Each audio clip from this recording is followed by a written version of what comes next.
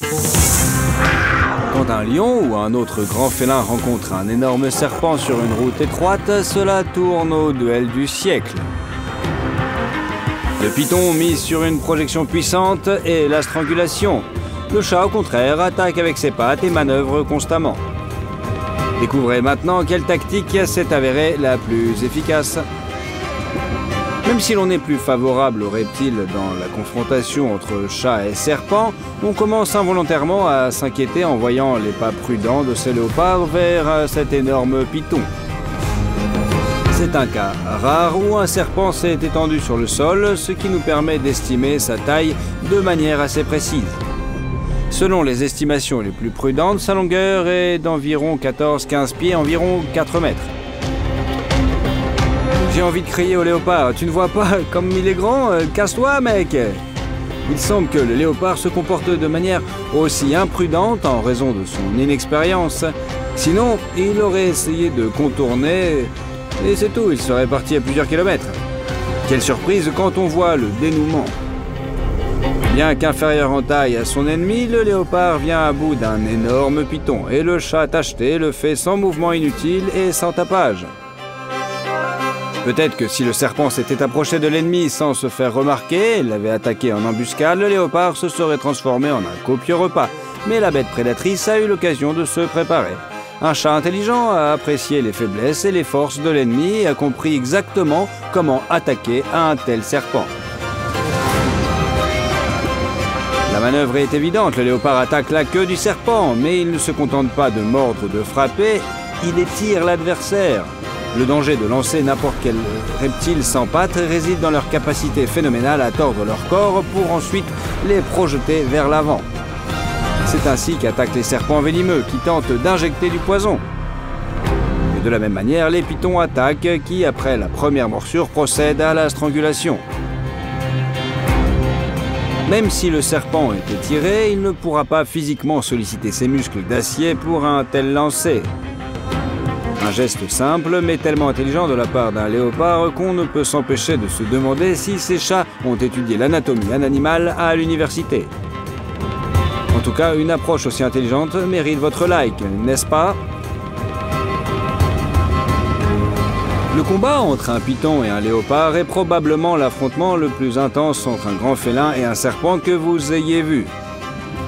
Le fait est que, dans ce cas, aucun des adversaires n'a un avantage clair. Le léopard est la plus petite des panthères et sa force est nettement inférieure à celle de l'énorme python.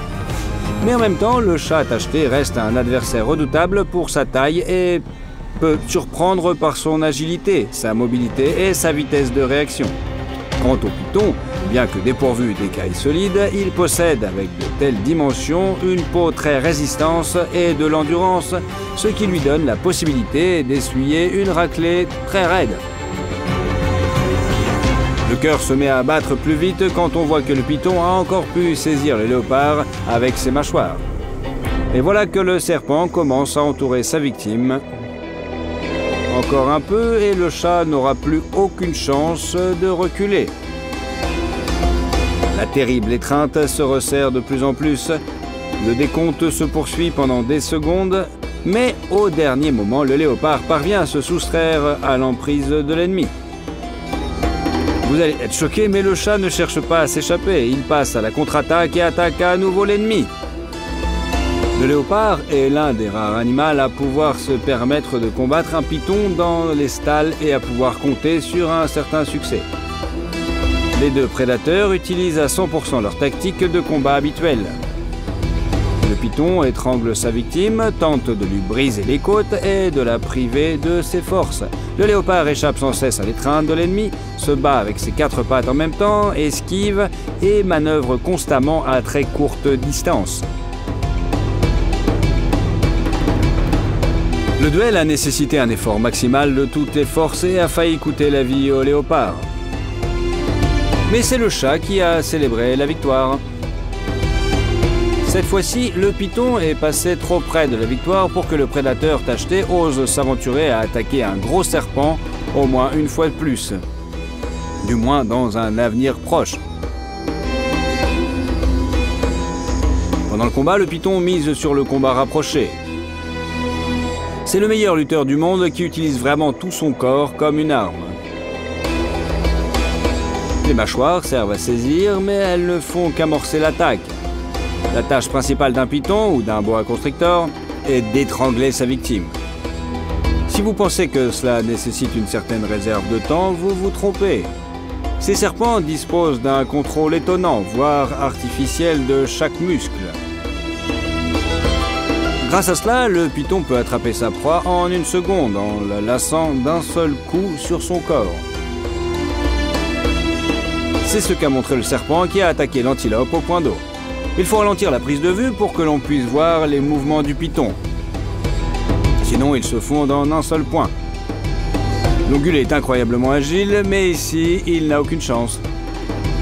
Bien sûr, grâce à cette rapidité de lancer, le serpent devient peut-être la proie la plus dangereuse que les léopards pourraient rencontrer.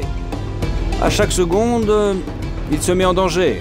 Une seule erreur lui coûterait la vie. Si le python peut s'accrocher au léopard, il ne pourra pas s'échapper. Mais les léopards sont connus pour leur étonnante concentration. Il existe même des légendes sur des chasseurs qui ont accidentellement pris des léopards en embuscade dans les forêts d'Asie. Les félins étaient tellement concentrés sur la chasse aux ongulés qu'une personne pouvait arriver par derrière et toucher doucement leur queue. Croyez-vous à ces histoires ou pensez-vous qu'il s'agit de contes de chasseurs? Mettez-le dans les commentaires. Les combats entre chats et serpents peuvent être très différents selon les espèces qui s'affrontent. Les chats se distinguent les uns des autres non seulement par leur taille, mais aussi par leurs habitudes, leurs tactiques de combat et leur caractère. Les serpents sont encore plus différents les uns des autres. Tout d'abord, ils sont divisés en espèces venimeuses et non venimeuses. Comme son nom l'indique, c'est la toxine la plus puissante qui constitue l'arme principale des serpents venimeux.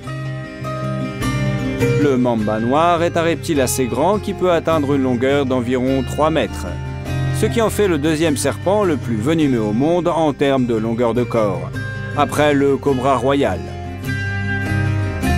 Au combat, il peut donc utiliser non seulement ses crocs venimeux, mais aussi sa force physique. Mais si on lui enlève le poison, il n'est plus qu'une longue saucisse pour une brute, comme un lion.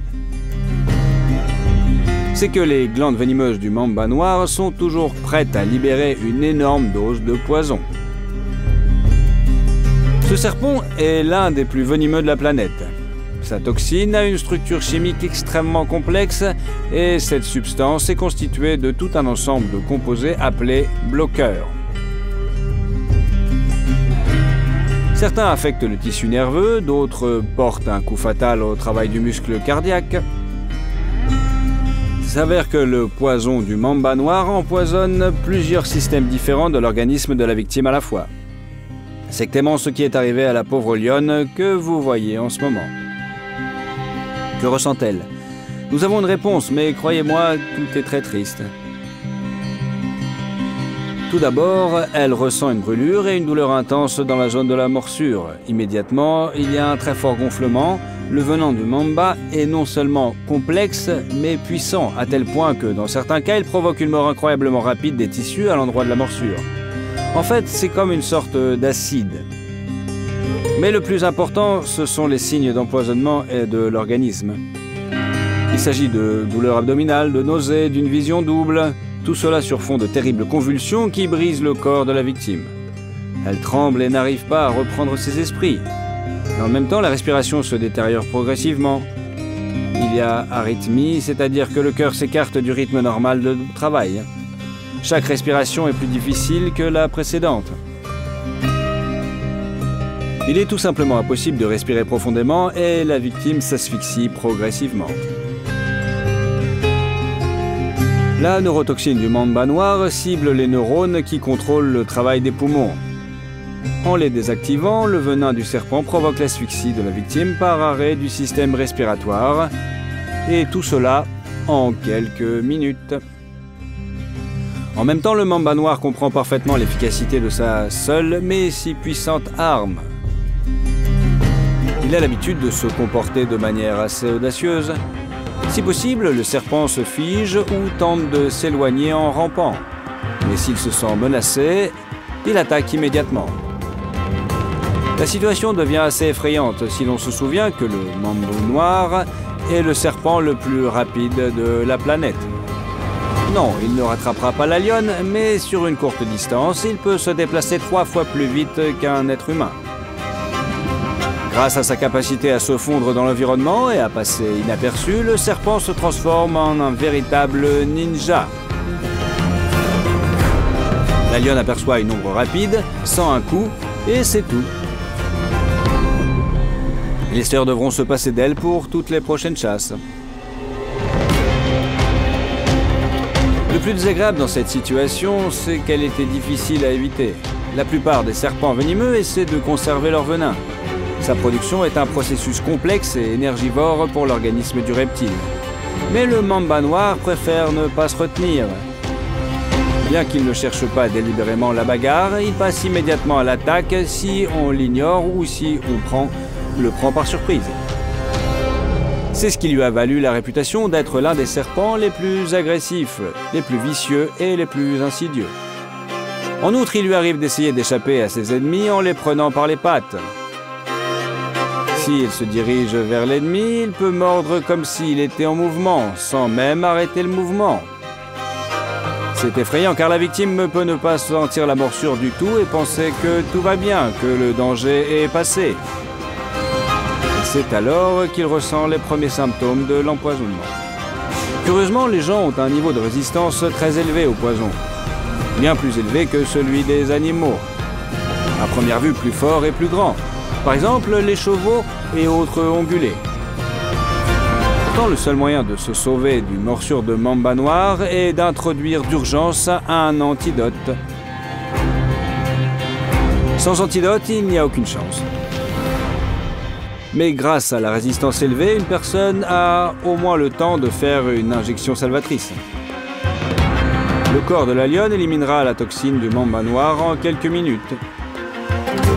Même si l'opérateur avait un sérum anti-poison sur lui et qu'il avait enfreint la règle habituelle de non-intervention des chercheurs sur la faune sauvage, il aurait pu être en retard. Cependant, même s'il était immédiatement précipité au secours de la lionne, il est peu probable que ses sœurs l'auraient laissé s'approcher d'elle. Imaginez, un énorme serpent vient de mordre votre partenaire de chasse, il est déjà pris de convulsions et soudain, un homme sort de cet étrange monstre métallique à 4 roues et se précipite dans votre direction. Il est peu probable que les opérateurs aient eu la possibilité d'aider la lionne. Aimeriez-vous le faire à sa place? Dites-le dans les commentaires.